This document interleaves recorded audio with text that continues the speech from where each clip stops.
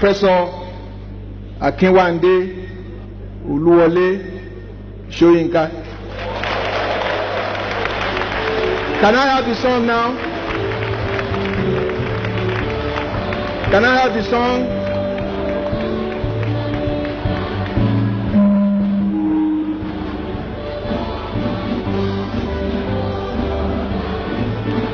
I ordered this song specially for you.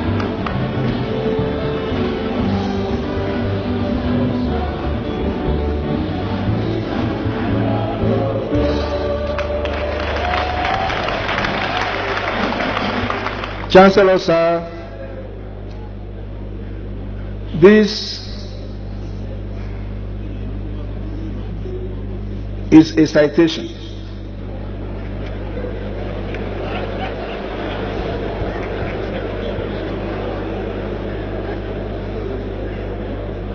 This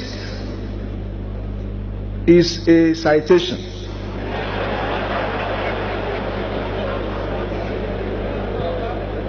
Before I give the citation, I would like to call upon Mrs. Forake Shoyinka.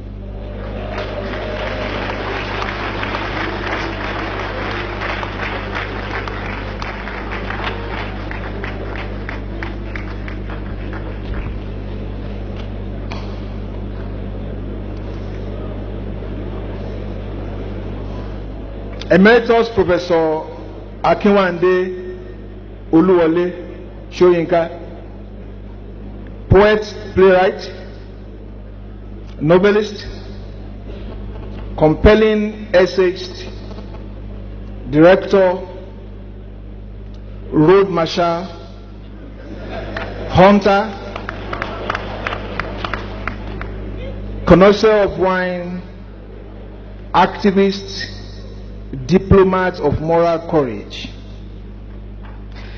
It has been noted that this particular honorary doctorate degree was originally awarded in 1987.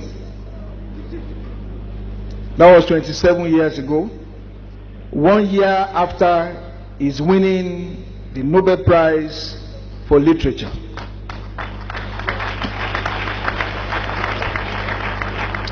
This is due season. For like vintage wine, the longer it takes, the sweeter and the better. Not many celebrated icons in Nigeria have achieved so much in terms of global recognition on account of outstanding literary output as well as patriotic sacrifice as Professor Akinwande Oluwole Shoyinka. Born on Friday, July 13, 1934, Shoyinka began his academic journey at St. Peter's Primary School, Ake, in Abeokuta, at age of 3. He gained admission on scholarship into the renowned Government College Ibadan, GCI, and proceeded to University College Ibadan, UCI, and later on to the University of Leeds, where he bagged his BA degree. From 1958 to 1959, he worked as a dramatist at the Royal Court Theatre in London. He returned to Nigeria in 1960 and founded the famous theatre group, the 1960 Masque. In 1964, he also founded the Orisun Theatre Company, on which platform he produced some of his written plays. This included The Swamp Dwellers and The Lion and the Jewel, which were performed in Ibadan in 1958 and 1959 respectively, and were published later in 1963. Shortly after his return from England, he took up an appointment as a research fellow in drama from 1960 to 1961. Between 1961 and 1967, Shoyinka established himself as a major African playwright as well as academic. He held the position of lecturer in English at the University of Ife, 1962 to 1963, and in 1965, he was appointed as senior lecturer in English at the University of Lagos, where he subsequently became head of department. He was appointed as the first African director of the University of Ibadan School of Drama in 1967. Soon after then, he was arrested in August of the same year for his pacifist activities to stop the Nigerian Biafran War. He was jailed by the Nigerian authorities for 28 months and 22 days, most of which is spent in solitary confinement. After his release in October 1969, Shoyinka returned to the University of Ibadan and took up the headship of the newly established Department of Theatre Arts. Shoyinka left Ibadan in 1972 and was appointed later at the University of Ife as Professor of Comparative Literature in 1975. He retired from Ife in 1985. As a writer, his fame attained global and legendary status when he became not only the first African, but the first black person anywhere in the world to win the world's most coveted prize for literary achievement, the Nobel Prize in 1986.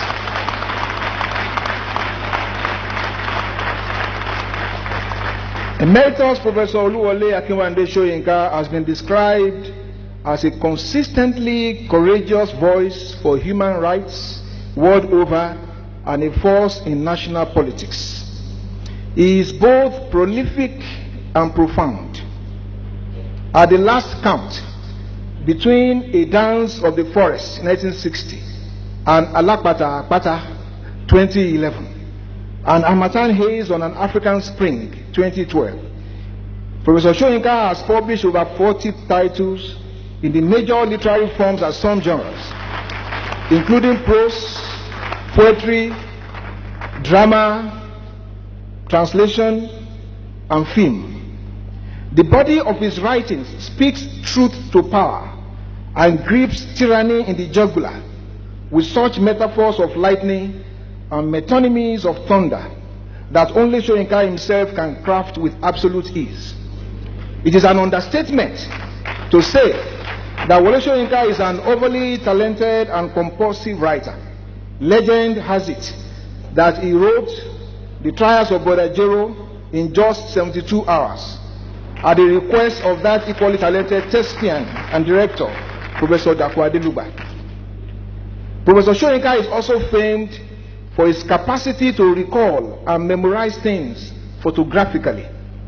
After his release from prison in 1969, having lost some of his prison notes, which he would later collect in The Man Died, he was able to recall 3 chapters of the notes, line for line, word for word. The narrative concluded, the story concluded that when he later found the lost notes and compared, it was like a photocopy. His significance is global and local, so we shall say his significance is glocal.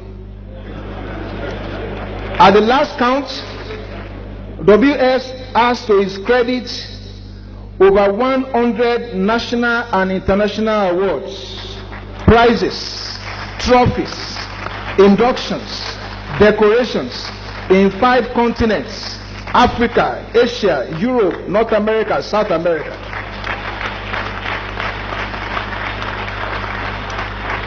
I cannot capture them all in just one brief breath, but suffice to refer to one of those symbolic gestures in honor of Professor Shoyinka. By a special legal pronouncement on November 4, 2003, the Council of the City of New Orleans, US, unanimously agreed to honor and immortalize Wole Shoyinka by declaring November 4, every November 4, every year, as Wole Shoyinka Day.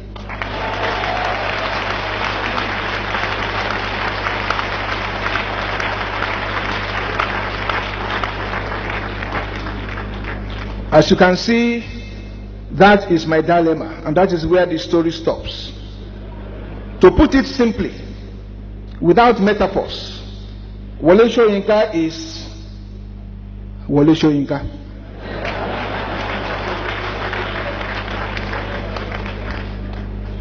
Chancellor, if it is to cite and recite the profile and accolade of Wole Shoyinka, let me refer to the title of one of Professor Karim Baba's books, which itself is a borrower from the repertoire of my Yoruba poetic lore. If it is about Wole Shoyinka, I can speak until tomorrow. But am I permitted to tell the story of Akinwande in prose?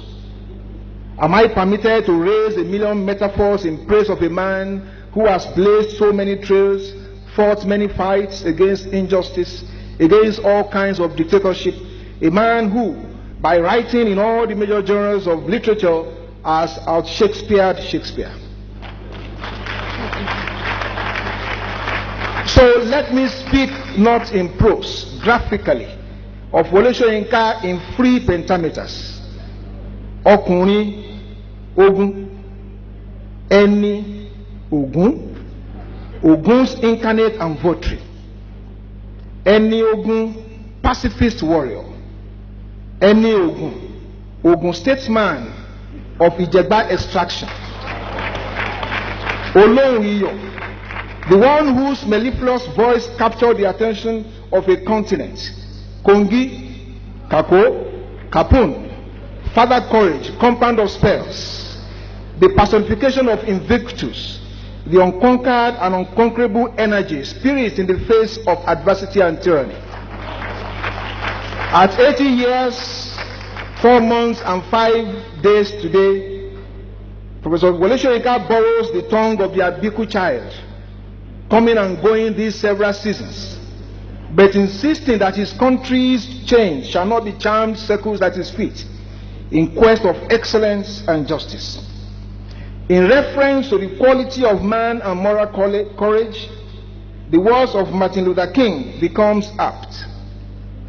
The ultimate measure of a man is not where he stands in moments of comfort and convenience, but where he stands at the time of challenge and controversy.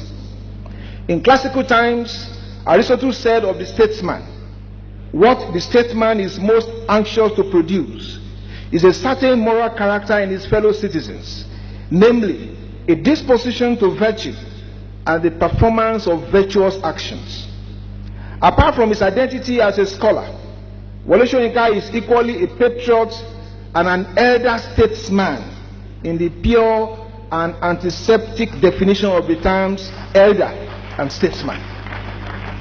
He has been engaged with the fate of the Nigerian nation as a faithful, implacable, and inveterate critic of all kinds of tyranny in high and low places since Nigeria's independence in 1960 till present time. To Shoyinka himself, under a dictatorship, a nation ceases to exist. All that remains is a fiefdom, a planet of slaves regimented by aliens from outer space. Chancellor, sir, ladies and gentlemen, this is Emeritus Professor Wole Shoyinka, simply WS. This is our salutation to his gods, the horseman of fluent and confounding words, the one who has been the interpreter of the open soul of a continent, he who set forth at dawn from Ake through Apataganga, Ibadan to Leeds, becoming the toast of the world, of literary pundits and other philosophers. Always on the road, in the forest, and even as a swamp dweller, he has engaged giants and rodents, the Brother Jeros and the King Babus of this world. One of the original strong breeds, he has challenged both madmen and specialists in the season of Banomi. His life is tied to the burden of memory. To those who have caused him the pain to write prison notes, Shoyinka has been the muse of forgiveness. He is the shuttle in the crypt, the camwood on the leaves, courage in the climate of fear, the scourge of hyacinths and demons and fake futurologists. He is the interventions, outrage against prodigals and prostitutes of power. He is the one who always insists that the man dies in all who keep silent in the face of tyranny. In any people that submit willingly to the daily humiliation of fear, the man dies. Before our very eyes, And in his own life, this is the beatification of WS. His homecoming trophy is finally here for the taking. Today, Wole Shoyinka, the lion, claims the jewel in his own habitat. This is Wole Shoyinka. This is Ibadan. This is the cradle of pain and belonging. I now request you, Chancellor, by the recommendation of Senate and Council, to admit Emeritus Professor Wole Shoyinka, our own WS, to the degree of Doctor of Letters of the University of Ibadan.